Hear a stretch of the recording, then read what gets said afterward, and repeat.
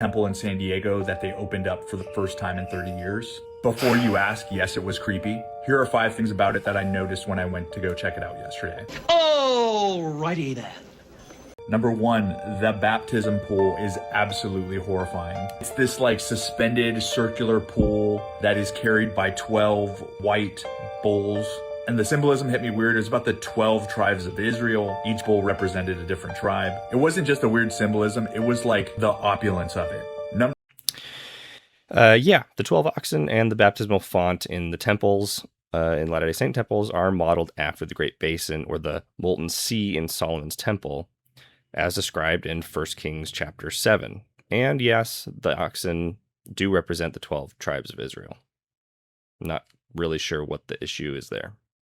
Number 2, when you're walking around, they have these like locker rooms, like right out in the open. The easiest way to describe it would be a country club or a nice gym. And that's where I guess everyone goes in to change their clothes into these like all white uniforms. Really creepy to think that they go through their ceremonies with everyone wearing these like all white suits. The horror. For Latter-day Saints, white temple clothing symbolizes purity and equality before God. And through the atonement of Jesus Christ, we're clean. Everybody wears the same thing because nobody's wealth, career, or social status matters inside the temple. All are alike as we seek to worship him.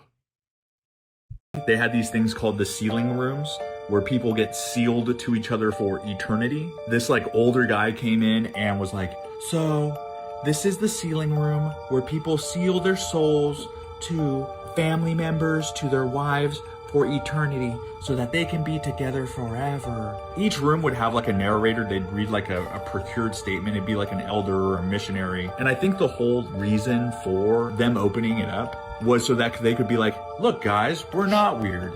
And every time they tried to do that, it was like, oh man, this is weird. The sealing room also made me think about polygamy and how serial killers think about souls. Polygamy, because it's like, hey, you're sealed with me for eternity, whether I cheat, whether I beat you, whether I treat the kids wrong, you're mine forever. And you're sealed to me even if I get a second wife. And it also made me think of serial killers because a lot of serial killers will say that like, I killed this person and now their soul works for me in the afterlife and I own their soul forever. I'm pretty sure like Zodiac and Ted Bundy thought like this. Your soul is mine. All right, this is where I think the video goes off the rails. There's a pretty big leap between families can be together in heaven under God's plan, and this reminds me of Ted Bundy. Boy, that escalated quickly.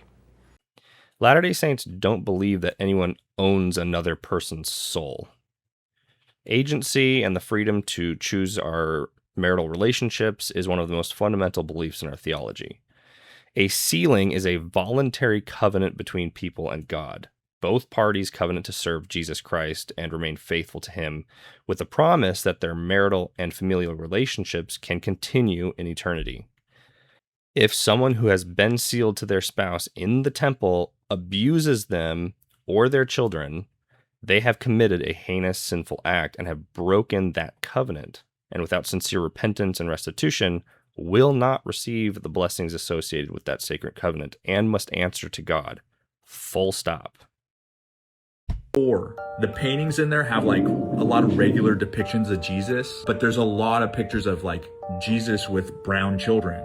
A lot of brown people in the pictures. And it makes me think of like their missionary projects in like Samoa and in Latin America, recruiting brown people to do their handiwork. Also, a lot of pictures of young girls. Nothing inappropriate, but like there's like a bunch of pictures that include young girls in a lot of the pictures. There was one picture of a young brown girl wearing all white, kneeling, that made me feel uncomfortable. That could just be me because I'm a weirdo. Lastly, I honestly wasn't expecting this one. The church has members all over the world who serve in many capacities. In fact, the majority of church members live outside the United States. So yes, you're going to see paintings depicting Jesus with children and people from different cultures and ethnic backgrounds. You also see paintings of scenes from the scriptures and other pictures depicting people, including, yes, young women praying and worshiping God. That's because Christianity isn't just for one race or ethnicity. And yes, I do think this is just kind of a you thing. And everything else here is basically just speculation about motives, so I'll just leave that one here. Number 5, this place is a maze. I spoke with all the people that I went with, and we all said that we only feel like we saw a fraction of it. When you would walk by, there'd be a lot of rooms that we couldn't see, and I know for a fact that there's a lot of hidden passageways through that thing, like it's Hogwarts or some shit. The Chamber of Secrets has indeed been opened again. We only saw like the PC version of that place. Because I found out that isn't like a regular place of worship. A LDS member heard us talking and said that like there was no like regular church area, like how you would think in a regular church or a Catholic church, there was no like worshiping area. This temple is only for ceremonies. I actually kind of laughed at the Hogwarts comparison. That's a little funny. Every large building has hallways and rooms that serve different purposes. Whether you're talking about hospitals, hotels, churches, and yes, the temple, schools. That's no secret. So I'm not sure what to make of that. If there's anything that he's actually right about here, it's that this is in fact a temple, not a regular church meeting or church house. And so for Latter-day Saints, we don't attend the temple on Sundays. We attend our regular meeting houses or church buildings on Sundays for regular worship.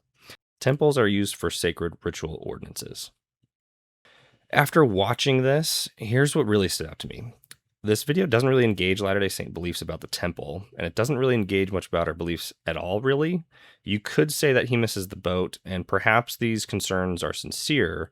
However, the entire tone of the video is not about honest critique of Latter-day Saint temples or beliefs.